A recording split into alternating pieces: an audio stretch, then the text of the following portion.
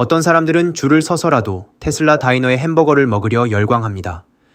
혁신이다, 머스크만이 할 수 있는 일이다 라며 찬사를 보내죠. 하지만 다른 쪽에서는 정반대의 목소리가 터져 나옵니다. 총체적 난장판, 혼돈 그 자체라며 신랄한 비판을 퍼붓습니다. 전기차 회사가 햄버거 가게를 연다면 믿기 힘든 이야기일지도 모릅니다. 그것도 단순한 식당이 아니라 전기차 충전소와 드라이브인 영화관, 휴머노이드 로봇까지 동원한 첨단 복합 공간이라면 더더욱 그렇습니다. 세계 1위 전기차 기업 테슬라가 바로 그런 이색적인 식당 테슬라 다이너를 열었는데요. 과연 일론 머스크는 왜 이런 일을 벌인 걸까요? 지금부터 테슬라 다이너 탄생의 배경과 그 숨은 전략을 심층 분석해보겠습니다. 먼저 배경부터 살펴보겠습니다. 테슬라는 최근 몇 년간 엄청난 성장세를 구가해왔지만 2025년에 들어 상황이 급변했습니다.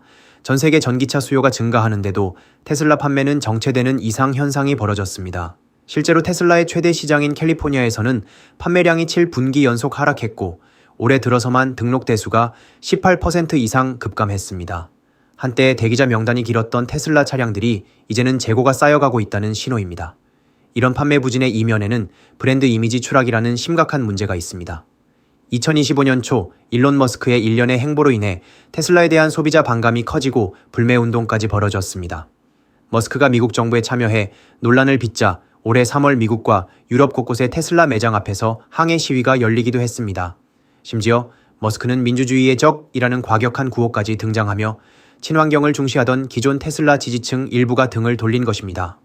이러한 브랜드 위기 속에 3월 한때 테슬라의 시가총액이 하루 만에 1070조 원 이상 증발하는 충격적인 일까지 벌어졌습니다.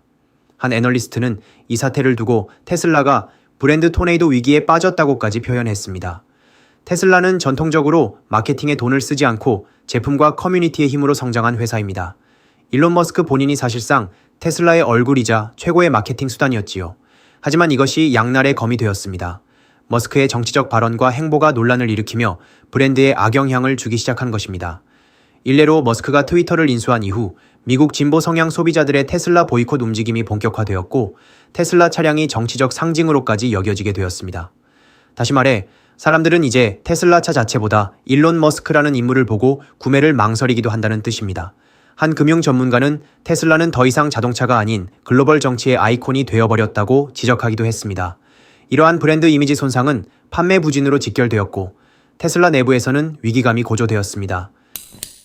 이 지점에서 일론 머스크 개인의 브랜드를 다시 한번 짚어볼 필요가 있습니다.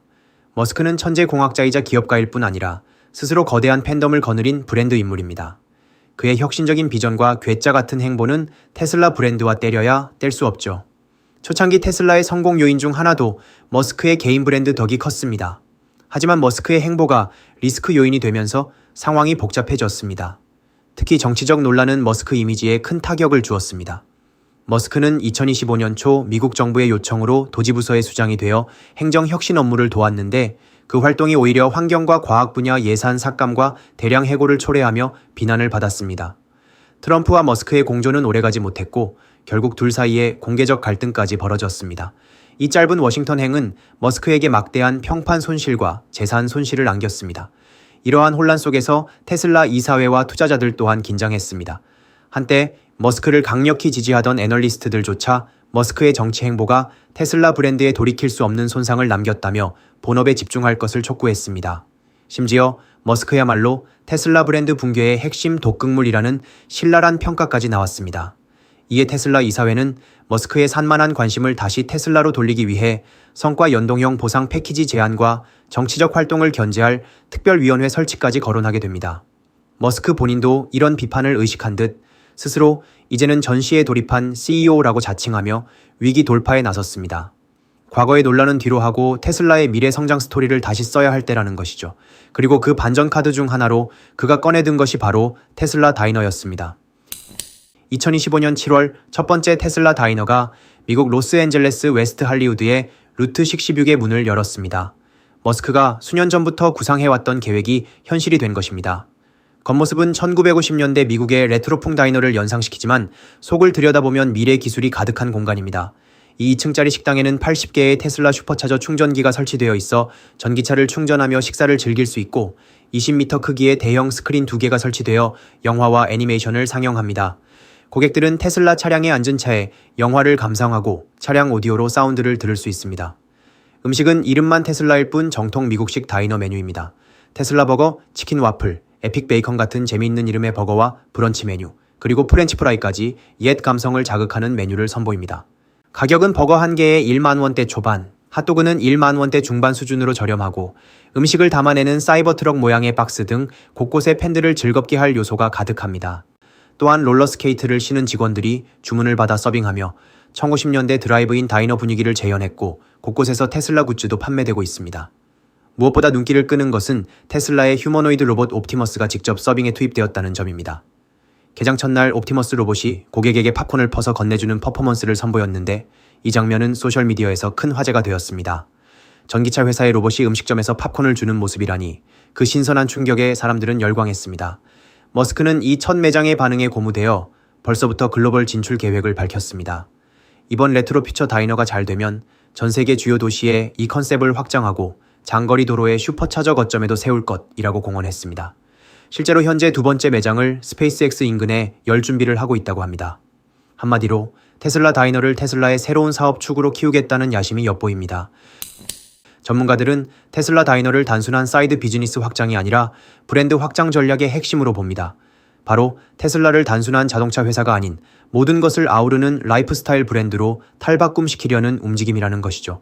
테슬라는 이미 태양광 패널과 가정용 배터리 같은 에너지 사업, 우주 산업, 인공지능 연구까지 손을 뻗치고 있습니다.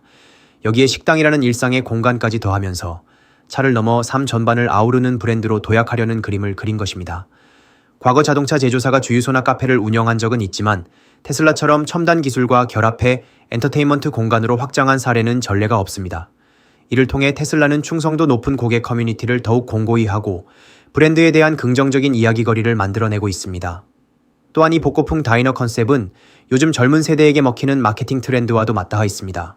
최근 여러 브랜드들이 팝업 다이너나 복고 콘셉트 공간을 만들어 SNS 입소문 효과를 노리고 있는데 테슬라의 경우 워낙 팬덤이 강력하고 온라인 바이럴 파워가 크기 때문에 이러한 경험 마케팅 전략이 브랜드 이미지 회복에 유효할 것이라는 계산이 섰을 것입니다. 물론 일각에서는 회의적인 시각도 있습니다. 과연 햄버거와 영화로 테슬라의 위기를 극복할 수 있겠느냐는 것이죠. 당장 테슬라 다이너 개장 직후의 열기와 긴 대기줄은 머스크에게 호재로 보이지만 이것이 실제 전기차 판매 회복으로 이어질지는 미지수입니다. 다이너에 몰린 인파 중 상당수는 머스크와 테슬라의 열성 팬일 가능성이 높고 정작 등을 돌린 중도층 소비자들은 여전히 돌아오지 않았다는 지적도 있습니다. 머스크 본인도 최근 테슬라 브랜드는 멀쩡하다. 주가가 거의 최고치인 걸 보면 알 수 있다며 위기론을 일축했지만 실제 시장에서는 전기차 경쟁 심화와 가격 인하 경쟁으로 테슬라의 이윤이 줄어들고 있기에 안심하긴 이릅니다. 정리하면 테슬라 다이너는 단순한 식당 개장이 아닌 브랜드 재건을 위한 일론 머스크의 승부수로 볼 수 있습니다. 기업 위기 속에서 자신의 영향력과 브랜드 파워를 총동원해 테슬라를 다시 한번 대중의 화제로 올려놓은 것이죠. 전기차 충전과 식사를 결합한 이 독특한 공간은 전기차 오너들에게는 편의를 제공하고 팬들에게는 즐길 거리를 주며 브랜드에 대한 애착을 높입니다. 나아가 일반 대중에게도 테슬라는 그냥 차 파는 회사가 아니다 라는 신선한 인식을 심어주고 있습니다. 물론 햄버거와 로봇이 당장의 판매 부진을 해결해주지는 못할 것입니다. 하지만 브랜드의 활력을 불어넣는 전략으로서는 어느 정도 효과를 거두고 있다는 평가도 나옵니다. 오픈 첫 주에 폭발적인 관심이 증명하듯 사람들은 여전히 테슬라의 움직임 하나하나에 열광합니다. 이 열광을 긍정적인 브랜드 이미지로 전환시키는 것이 머스크의 과제겠지요. 테슬라 다이너가 일회성 이벤트로 끝날지 아니면 테슬라를 새로운 차원으로 끌어올리는 비즈니스 모델로 발전할지는 아직 단언할 수 없습니다. 그러나 분명한 것은 일론 머스크는 위기에 직면해서도 남들과 다른 방식으로 승부를 건다는 사실입니다. 전기차 회사의 식당 진출이라는 이 파격이 위기의 테슬라를 구해낼 한 수가 될지 앞으로 전개될 머스크의 행보를 주목해봐야겠습니다. 더 상세한 분석은 글로벌 비즈니스 브리핑 뉴스레터에서 확인 가능합니다.